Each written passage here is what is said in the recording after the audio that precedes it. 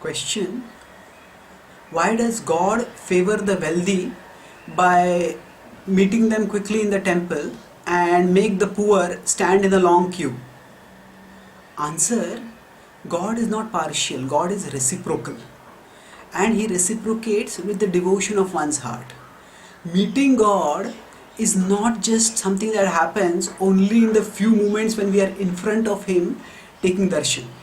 Meeting God happens when we are meditating on Him, whether we are in the queue to take darshan or whether we are in front of Him taking darshan, or we are leaving with our heart filled with remembrance of Him.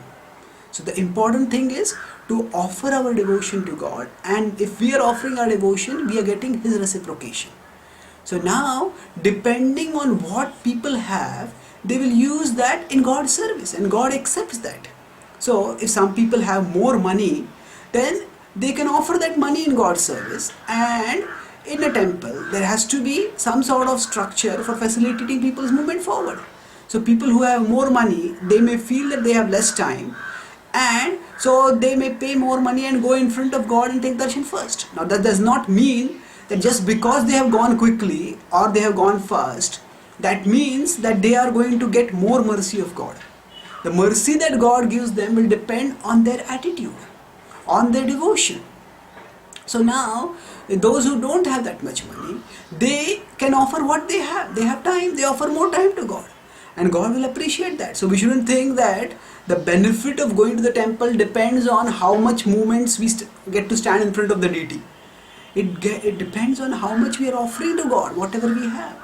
So every moment that we spend in the queue, we may not be seeing God, but God is seeing us, and He is appreciating the devotion that is expressed through offering that time to Him. If while we are standing in the queue and we are resenting, oh, why do I have to spend so much time and those wealthy people are going quickly, then we will not make much get much benefit, either by standing in the queue or even by going in front of God and taking His darshan also. So it depends on a devotional disposition.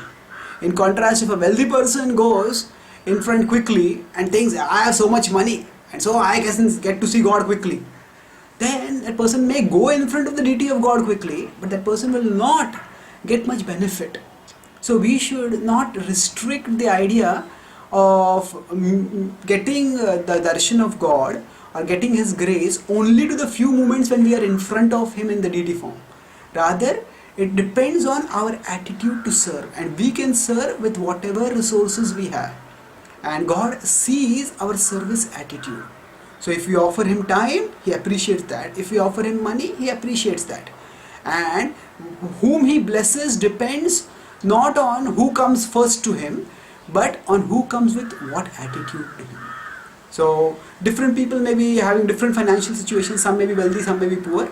But God allows everyone to approach Him, and He accepts their prayers and He gives their blessings to everyone.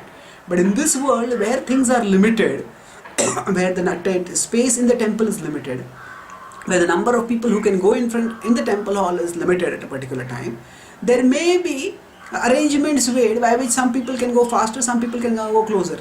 That is a limitation of the temple structure and of the limited limited nature of material things. But that does not limit God's grace. And rather than focusing on these externals, we should focus on the principle of reciprocation between God and us, and with the right attitude, get His full blessings which are available to everyone, be they wealthy or be they poor. Thank you. Hare Krishna.